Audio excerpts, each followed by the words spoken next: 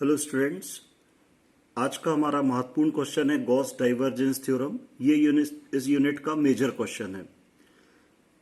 अब इस थ्योरम का सबसे पहले हम स्टेटमेंट देखते हैं।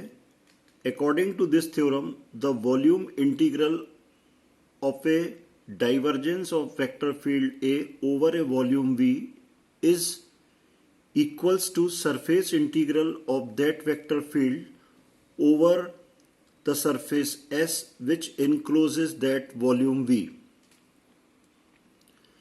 तो यहाँ पे ये स्टेटमेंट थोड़ा सा याद करने में कठिन है, लेकिन हम कोशिश करते हैं कि इसको थोड़ा सा आसान बनाएं। और आसान बनाने के लिए सबसे पहले आप इस फॉर्मूले को लिख लीजिए और इस फॉर्मूले को अच्छे से याद कर लीजिए। और अब इस फॉर्मूले को देखते हुए हम ये ऊपर वाला स्टेटमेंट लिखते जाएंगे, तो आपके लिए काफ़ी आसान हो जाएगा। आप देखिए, यहाँ से स्टार्ट करेंगे। ये सिंबल आपको मालूम है वॉल्यूम इंटीग्रल का है, तो यहाँ से आप स्टार्ट करिए। Volume integral according to this theorem, volume integral of divergence of a vector field A over a volume V is equals to surface integral of that vector field over a surface S. फिर से मैं इसको repeat कर रहा हूँ कि ये equation से आपको थ्योरम लिखना है, तो आपके लिए काफ़ी आसान हो जाएगा। फिर से देखते हैं अपन। Volume integral of divergence of a vector field over a volume V is equals to surface integral of that vector field over a surface S which encloses the volume V. तो ये था इसका स्टेटमेंट।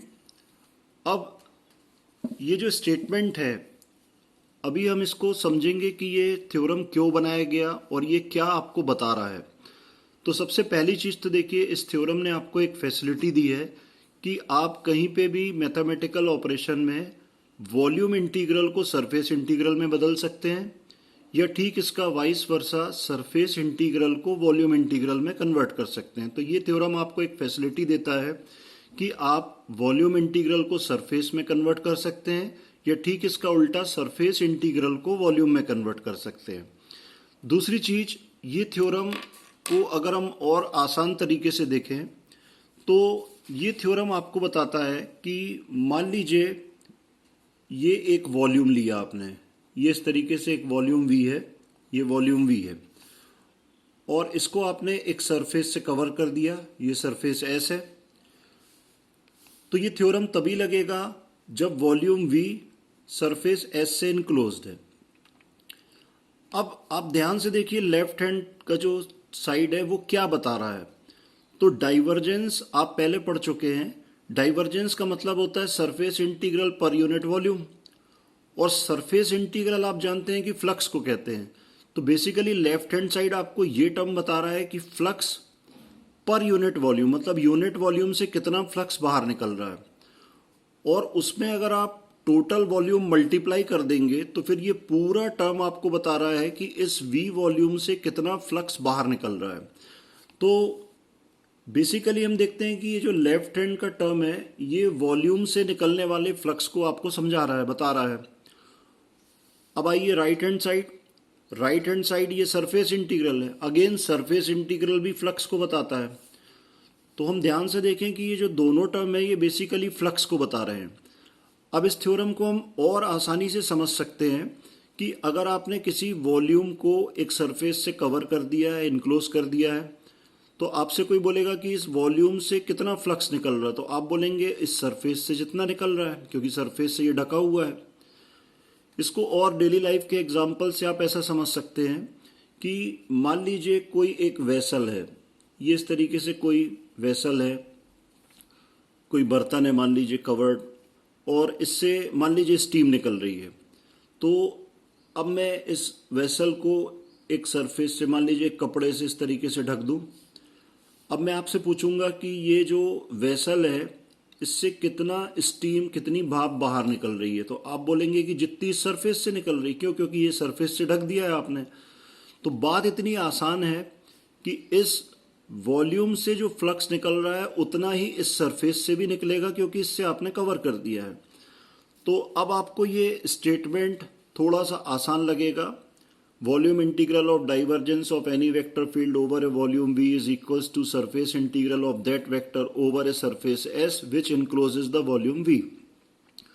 तो exam में लिखने के लिए तो ये स्टेटमेंट है, लेकिन अगर बात आती है कि आप इसको समझे क्या, इससे क्या समझ में आया आपको, तो बड़ी छोटी सी बात है कि जितना फ्लक्स वॉल्यूम से निकल रहा है उतना ही फ्लक्स उस सरफेस से भी निकलेगा। क्यों? क्योंकि सरफेस को आपने इस वॉल्यूम के चारों तरफ से ऐसे ढक दिया है। तो बेसिकली ये दोनों टर्म लेफ्ट हैंड साइड हो या राइट हैंड साइड हो, ये दोनों ही फ्लक्स को इंडिकेट कर रहे हैं।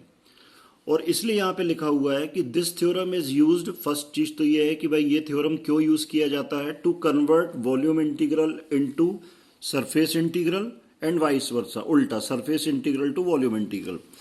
Second, left hand side represents total flux emerging through a volume V and right side represents also flux through close surface S।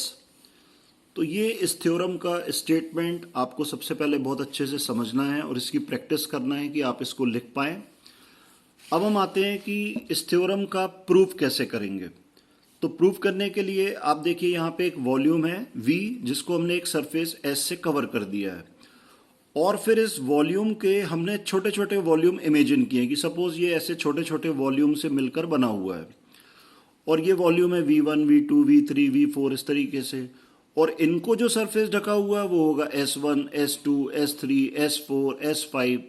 तो कुल मिला के ये जो एक पूरा डायग्राम था इसको हमने छोटे छोटे पार्ट्स में डिवाइड करके इमेजिन कर लिया है कि पूरा वॉल्यूम V कई छोटे छोटे वॉल्यूम से मिलकर बना हुआ है। अब ये पूरे वॉल्यूम को तो S सरफेस कवर कर रहा है, पर ये जो छोटे छोटे क्यूब्स आप देख रहे हैं इनको S1, S2, S3 ये सरफेस कवर किए हुए हैं, और इनमें से हमने एक एलिमेंट को चुना, ith एलिमेंट। ith मतलब फर्स्ट, सेकंड, थर्ड कोई भी हो सकता है। तो आपने एक एलिमेंट को चुना, ith एलिमेंट, और उस ith एलिमेंट के लिए आपने डाइवर्जेंस का फॉर्मूला लगाया। डाइवर्जेंस का फॉर्मूला सरफेस इंटीग्रल पर वॉल्यूम डिवाइडेड बाय वॉल्यूम। तो ये फॉर्मूला आपने लिखा हुआ है एक एलिमेंट के लिए, ith एलिमेंट। I कुछ भी हो सकता है, 1, 2, 3, 4। तो ith एलिमेंट के लिए डाइवर्जेंस का फॉर्मूला, डाइवर्जेंट A, ब्रैकेट के बाहर I जरूर लगाना है आपको क्योंकि ये ith एलिमेंट है, इक्वल्स टू सरफेस इंटीग्रल, यहाँ पे भी S के नीचे I लगाना है सब्सक्रिप्ट में, डिवाइडेड बाय वॉल्यूम, और यहाँ पे भी I लगाना है आपको। तो ये हमने डाइवर्जेंस का फॉर्मूला एक यूनिट के लिए लिया, एक एलिमेंट के लिए लिया, और इसको क्रॉस मल्टीप्लाई कर दिया हमने। तो ये क्रॉस मल्टीप्लाई करके ये आ गया। अब ये जो इक्वेशन नंबर 1 है इसके दोनों तरफ हम समेशन लेते हैं। क्यों? क्योंकि ऐसे सारे स्मॉल यूनिट को जब आप ऐड करेंगे तब ये पूरा डायग्राम होगा। तो इस इक्वेशन को अगर हम बोथ साइड यहां पे भी समेशन करते हैं और यहां पे भी समेशन करते हैं, तो अब आप देखेंगे कि लेफ्ट हैंड साइड का जब आप समेशन करेंगे, तो समेशन मतलब जब आप ऐसे स्मॉल एलिमेंट को ऐड करते जाते हैं, मतलब उसी को आप कहते हैं कि हम इंटीग्रेट कर रहे हैं। तो ये समेशन को हमने रिप्लेस कर दिया इंटीग्रेशन से। तो ये स्टेप आ गया triple integration V, volume integral divergence से dV। अब गौर करने वाली बात है कि जब आप ये राइट हैंड साइड का समेशन कर रहे हैं, तो राइट हैंड साइड तो आपको ये जो टर्म है ये तो फ्लक्स को बताता है, और ऐसे सारे छोटे छोटे जो एरियाज आपने कवर किए हैं S1, S2, S3, इनके फ्लक्स के बारे में ये जानकारी दे रहा है। तो जब आप इसको ऐड करेंगे तो सबसे इंपॉर्टेंट बात आपको ध्यान में रखना है कि जब आप ऐड करते हैं तो ऐड करने पे, अब देखिए आप जैसे हम ये दो वॉल्यूम ले रहे हैं, एक वॉल्यूम ये है और दूसरा वॉल्यूम ये इस तरीके से। तो ये दो वॉल्यूम है, यहाँ पे ऐसी स्थिति आएगी, और ये बीच का एक ऐसा सरफेस होगा जो इंटरफेस होगा, ये दोनों में कॉमन होगा। तो अब आप देखिए कि यहां से जो फ्लक्स निकलेगा वो इस सरफेस, इस वॉल्यूम से तो फ्लक्स बाहर जा रहा है, लेकिन दूसरे में ये एंटर हो रहा है। तो फ्लक्स के साइन कन्वेंशन से जो फ्लक्स, इसमें हम प्लस लेते हैं, एक में माइनस लेते हैं, तो कुल मिला के ये जितने भी बीच वाले सरफेस हैं उनके लिए ये वाला जो टर्म है, जब आप समेशन कर रहे हैं यहाँ पे राइट हैंड साइड को, तो ये बीच वाला टर्म, बीच वाले सरफेस के लिए ये वैल्यू आपस में कैंसिल होती जाएगी। तो ये बीच के जितने इंटरफेस है सबके लिए ये वैल्यू कैंसिल हो गई, तो फिर बचेगा केवल सरफेस या आउटर वाला। तो ये केवल आपको समझना है, इसको आपको बहुत ज़्यादा डिटेल में लिखना नहीं है। आपको केवल इतना ही लिखना है कि भाई जब हम राइट हैंड साइड का समेशन लेंगे तो राइट हैंड साइड का समेशन आप लेते हैं तो ये समेशन जब आप लेंगे तो केवल आउटर सरफेस बचेगा, बस बीच के इंटरफेस वाले सारे सरफेस की वैल्यू ये फ्लक्स होने के कारण कैंसिल होती जाएगी। तो इसका मतलब है ये जो समेशन है ये इक्वल होगा केवल surface integral A dot D A. तो इस तरीके से आपको देखिए लिखना जो है वो केवल इतना है कि लेफ्ट हैंड साइड का समेशन इसके इक्वल है और राइट हैंड साइड का जो समेशन है double integral A dot D A, ये यहां तो ऐसा ही था, लेकिन जब आप समेशन करेंगे तो ये बचेगा surface integral A dot D A. तो इस तरीके से हमने इसका समेशन लिया तो ये मिला हमको, इसका समेशन लिया तो ये मिला हमको, और ये वैल्यू यहां पे सब्स्टिट्यूट कर दी, पुट इन इक्वेशन 1। तो इक्वेशन नंबर 1 रखने पे आप देखिए गॉस का डाइवर्जेंस थ्योरम प्रूव हो गया। तो लिखना आपको मात्र यहाँ पे 5-6 स्टेप्स हैं, लेकिन समझना बहुत ज़्यादा है आपको कि ये कैसे लिख रहे हैं हम इसको। तो इस तरीके से उम्मीद करते हैं आपको गॉस का डाइवर्जेंस थ्योरम अच्छे से समझ में आ गया होगा। Thank you.